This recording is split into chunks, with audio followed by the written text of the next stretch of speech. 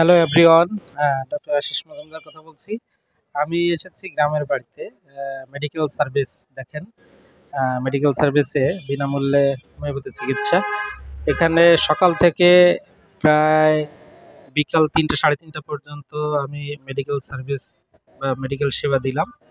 এবার এই মেডিকেল সেবার ঠিক পরেই একটা বিনোদনমূলক অনুষ্ঠান অর্থাৎ ভাদ্র সংক্রান্তি, সেখানে নৌকা বাইচে গিয়েছিলাম।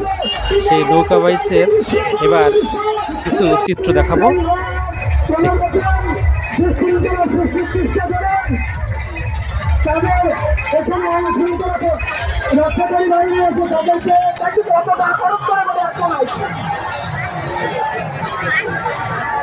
তোমাদের আনন্দ দেওয়ার জন্য তো আমরা, তোমরা যদি আমাদের ভিডিও দেখো।